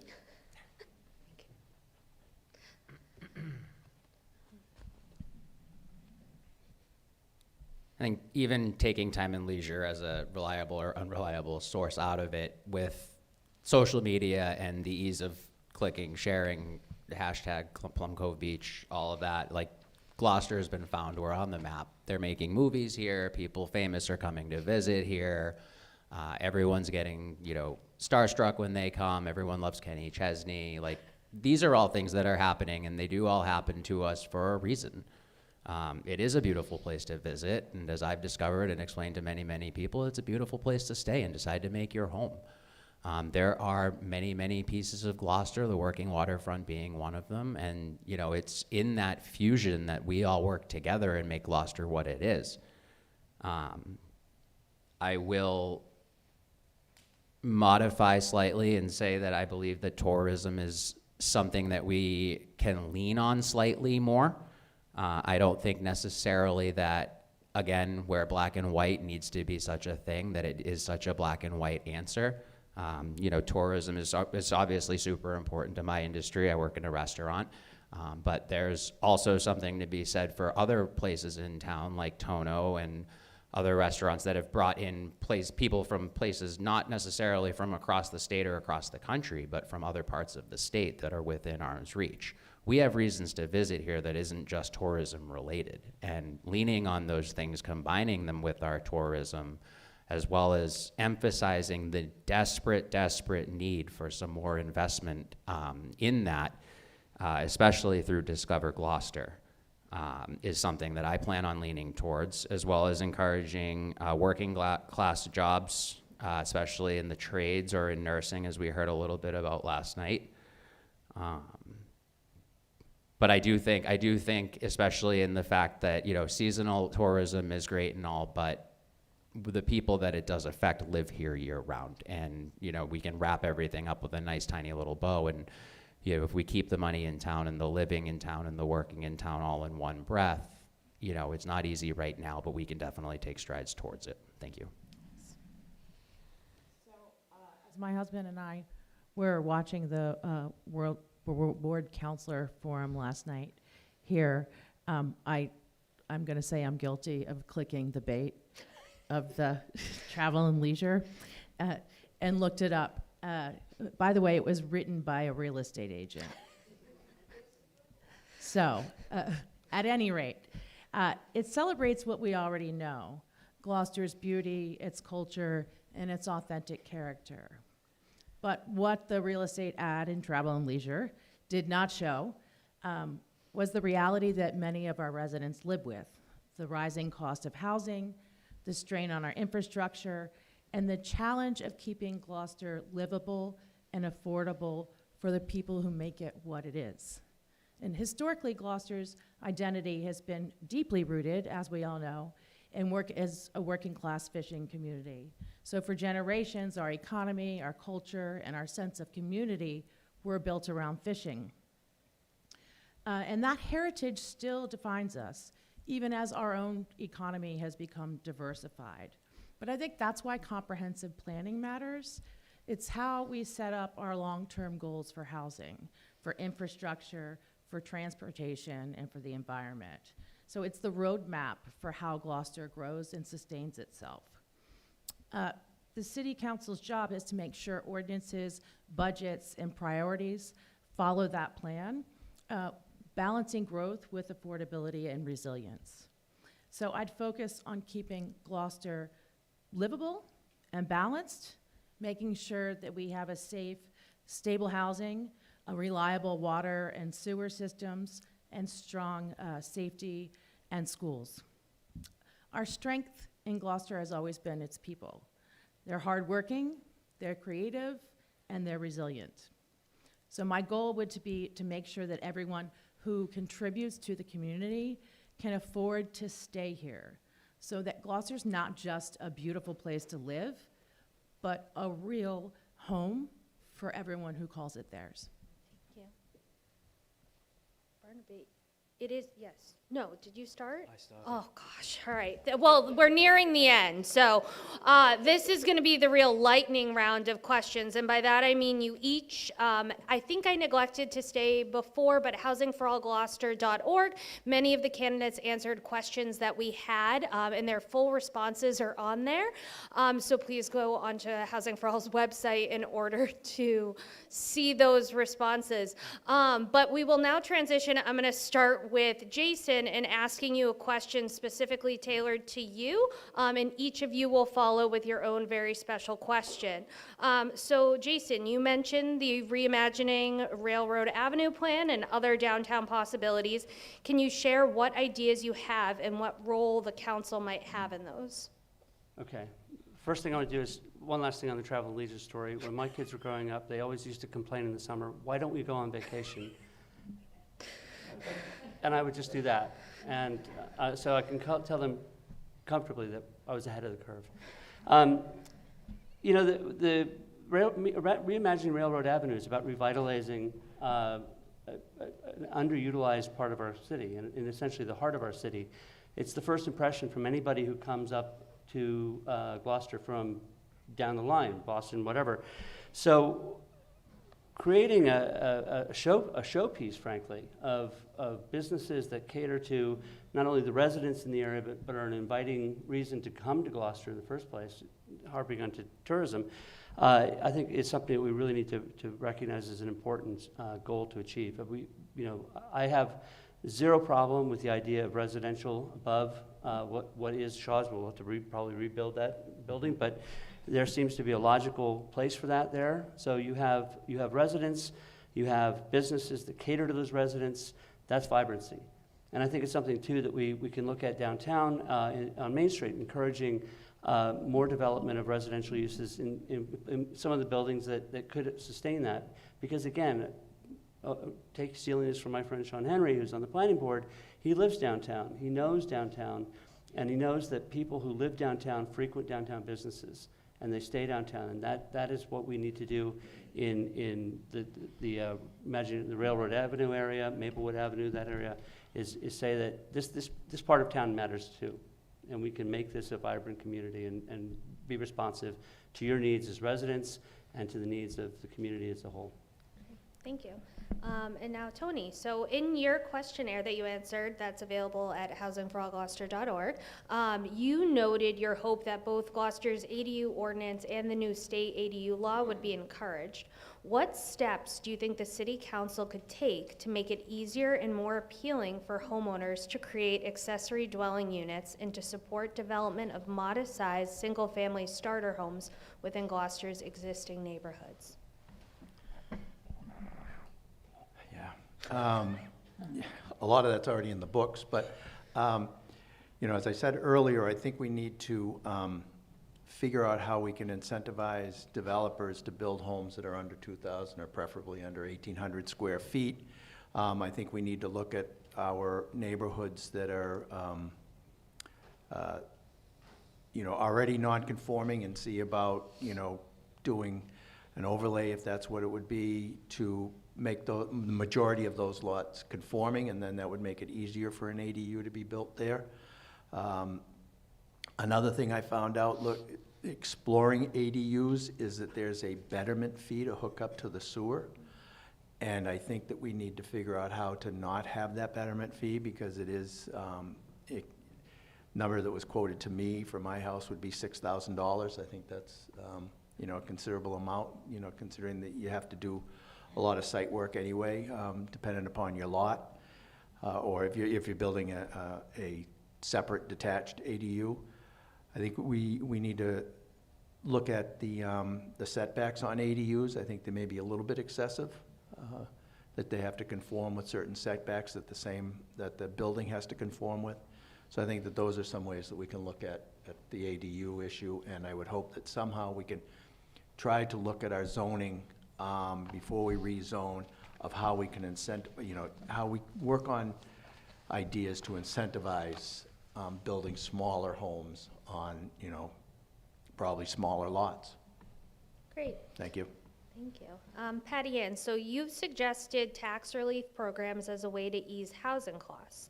In Gloucester, nearly 40% of our homeowner households are cost burdened, meaning they spend more than 30% of their income in housing, and nearly 60% of our homeowners are 60 or older.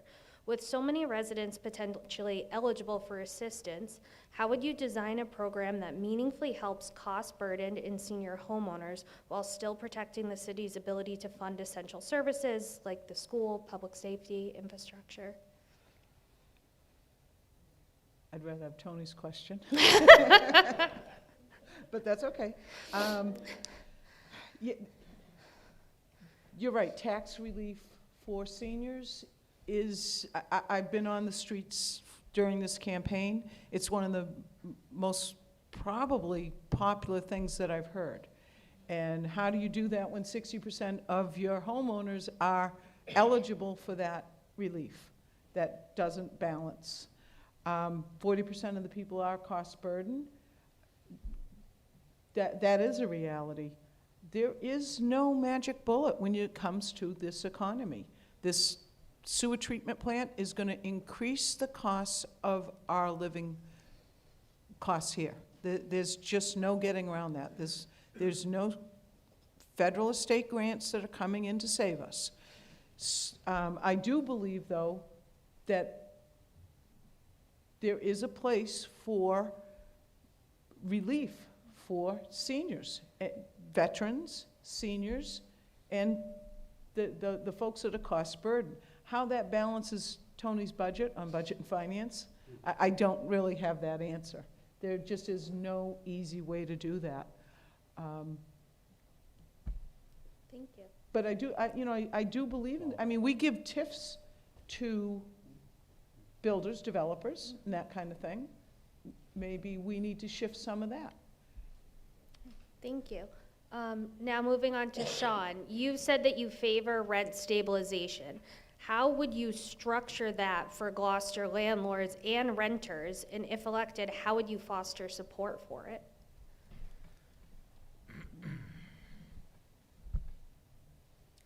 Well, fortunately, it sounds like this one's getting taken care of on the state level already, which is exciting. But where we are already in such a great number of us that are being cost burdened and that can't afford to make our ends meet, I think it's very important that we protect that population. Myself personally live in an apartment. I've lived there for about 4 years now, and one day out of the blue last summer, I was told my rent was going up $400 a month. 43%. That's a lot of dough. It hurt. We make it happen. Fortunately, my beautiful fiance and I have dual income, and we can afford that, to incur that kind of a thing on our own, on our bartender wages. But that again is, that's directly thanks to the residents of Gloucester and the trickle-down effect of keeping more money in Gloucester. Everything, one hand does wash the other in that sense. I live here and I work here, and I just take the money from you guys and give it right back. But I think that given the high amount of renters that we do have, we need to, for sure, stabilize the rental economy in Gloucester, and especially for our seniors and our veterans and people on a fixed income. Thank you. Thanks. So Hannah, continuing on the trend, your experience as a Gloucester renter gives you firsthand views of the challenges many residents face in trying to buy a home locally. How would that perspective guide your work as an at-large councilor, and what policy or budget actions would you support to foster more attainable housing options while staying within the council's authority? Thank you. Yes, I spoke about this at the Lanesville Forum as well. Like many people in the city, my husband and I both have good jobs and work full-time. We qualify for a mortgage, but it's below the current market value. So the median price for a 2-bedroom house in Gloucester is $700,000 to $800,000. We don't have generational wealth, I'm just saying. So my experience as a renter in Gloucester has given me firsthand insight into the barriers that many people face. High rents, limited supply, competition for units, uncertainty about long-term stability, and also just the dream of owning a home and a community where you live and that you love. A couple of years ago, my landlord came to visit Gloucester, as they often do in the summer, from her home in Europe, and told us that she needed to raise the rent by $600 per month on her next lease because it met the market value. She had to have it at market value. And that is her right to do. That lived perspective, though, allows me to ask, what does it look like for renters and first-time buyers when reviewing policy? So when there are housing projects that come forth, like 40B, for example, I will definitely push for deeper affordability and local preference by law, as allowed by law. Great, thank you. Barnaby, in your questionnaire, you mentioned that Gloucester needs to move away from an exclusionary mindset. What does that mean to you, and how do you think the City Council can help foster a more inclusive approach, especially when it comes to housing, zoning, and neighborhood development? So the whole region has pursued for quite a long time exclusionary zoning practices, which is essentially it's a way of trying to freeze things in time. It makes it very difficult to build affordable housing. It makes it difficult to build anything other than middle or high income housing, really. Sorry, could you repeat the question? Oh, yeah, I'm drifting no problem. off. It's No, been you a long mentioned evening. in your Yeah. survey exclusionary mindset. What does that mean Yes. to you? So sorry, thank you. So the mindset is, Gloucester's a whole city. It's a very varied community. We need to be pulling together in the same direction, rather than dividing the town up into it is this town and that town and they're separate, and we're all affected by the same things. In order to foster more inclusion, we're going to have to, and I know this from first-hand experience, we're going to have to figure out how to address people who feel alienated from the discussion or don't feel included in the public discussions about housing, and are consequently dragged away by some, basically scary stories about things that couldn't possibly happen. So in terms of, exclusionary is trying to divide the people, it's trying to keep people out, it's suggesting that we're not a unit as Gloucester, and that's what we should be, in my view. Great. So I just want to thank everyone again for being here tonight, and for Housing for All Gloucester for putting this forum on. We are going to wrap up with each of you that I am going to ask the question that is going to Tony first. If you are elected councilor at large, what is your personal vision for Gloucester's housing landscape by the end of your term? How do you hope residents will see and feel the impact of your leadership on this issue? Yeah. I have one question when you can make it like 4, so. You did make it 4. Well, I would hope that we have, comprehensive zoning, that we've made inroads on the discussion about who we want to be. I think that's extremely important, and I hope that the leadership, because the council can't do that on their own. We need help from all factors, planning in particular, and the mayor's office. But that would be my hope, is that we've at least moved that far to where we've come together with a joint vision. I know that we went through the comprehensive plan, which is sort of a joint vision, but I think we need to just focus strictly on housing, and housing in all segments of Gloucester. Thank you. Patty Ann. I'm going to just take a point on my last question. I'm not so good off the cuff. I do think that some revenue can be driven by changing the tax differential on some of these, particularly Airbnbs. That's not just a rental, that's a business. And I do think that second homes, they do differentials, tax differentials there, and then maybe freezing real estate taxes for seniors and possibly cost burden people that own homes. My personal vision for Gloucester would be just utopia, paradise. We have all, I started in Gloucester as a renter. I bought several homes, I've worked my way up through equity, and I own a home today where my daughter lives. She's born and bred here, third generation, and we want to stay close. We want to keep that family unit. I think that definitely ADUs, I like the formulas, I like the models of the Lincoln Park and Poplar Parks. I think we could do 2-story kind of pieces for those. I think our focus needs to be on senior housing as well as first-time home buyers. Programs to supplement first-time home buyers need to be more aggressive. But I do think that ownership is, again, places for rentals are important. People have different reasons to rent, but home ownership is also a big piece of that formula. And I think small independent homes give a lot of dignity to people. I don't know how people go into these housing units, which I have a lot of friends that came in Gloucester, grew up in different places. It was their step up, and they're such, you know, they're people of the community. They're raised here and born here, and so from public housing all the way up to Eastern Point private homes, I think we can go through the stratosphere of the, oh, thank you, Sonny.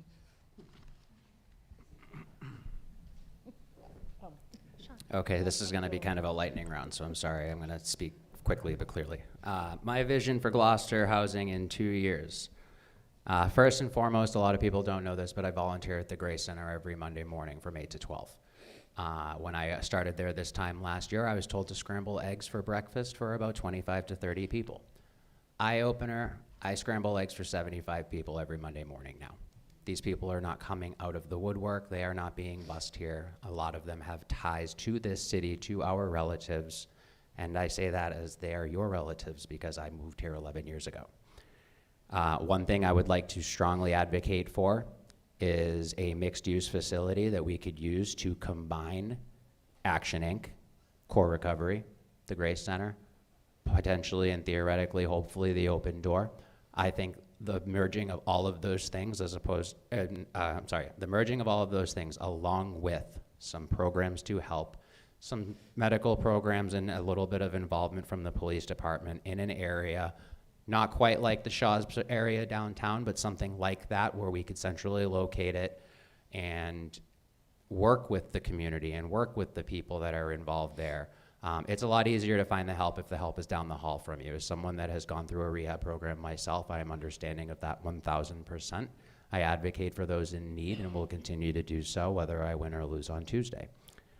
What I would like from the city of Gloucester as far as how you look at me in 2 years is I would like to be the one that gets you talking and thinking a little bit differently. For a long time, Gloucester seems to have had that, well, if the next generation wants to screw it up, let them mentality. And we are the next generation. We're there now, guys. The people are having kids and kids are having kids now, and we are leaving Gloucester behind for them. And things that didn't necessarily make sense to us 15, 20, 30 years ago are going to start to make sense very soon because we don't have the same amount of people living in the same houses downtown, and people are spreading out. There are a lot of blended families in Gloucester, and that is also something that needs to be recognized. Now you have houses that, you know, your one household takes up 3 roofs now. That's important to realize, and everyone needs that opportunity. Okay, I did it. My vision for housing in Gloucester, sorry, can you hear me? Okay, gotcha. I'll start over. My vision for housing in Gloucester is a city that's taken real measurable steps toward balance, where people who work here can afford to live here, where seniors can downsize without leaving, and where neighborhoods reflect the diversity and strength that makes Gloucester what it is. So that means to me adopting smart zoning that encourages multifamily housing and making sure new development is paired with the infrastructure it needs. For me, it also means shifting the conversation. We can address legitimate concerns like traffic and infrastructure while also fostering understanding and inclusivity and how we think about new neighbors. Gloucester has always thrived on a mix of people and a mix of housing types. That is our character. And protecting it means planning for a future that's both affordable and inclusive. Thank you. So I think at the end of 2 years, what I would be most proud to achieve would be having worked towards re-examining with the Planning Board and the P&D and the Economic Development Commission, is it commission or committee? Commission.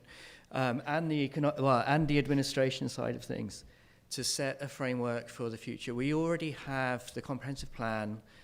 We've taken on some amazing new staff in the administration. And at the end of 2 years is a short time, so it's not, I can't, much as I'd love to see 300 new affordable housing units that everybody thinks is just perfect and we want it on our street.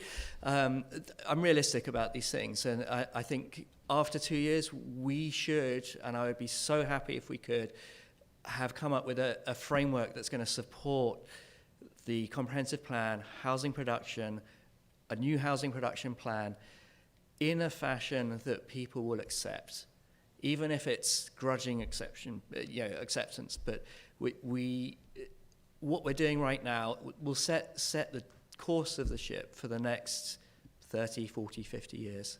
And it's a really important time, and that's what I would like to do and see. Great. Jason?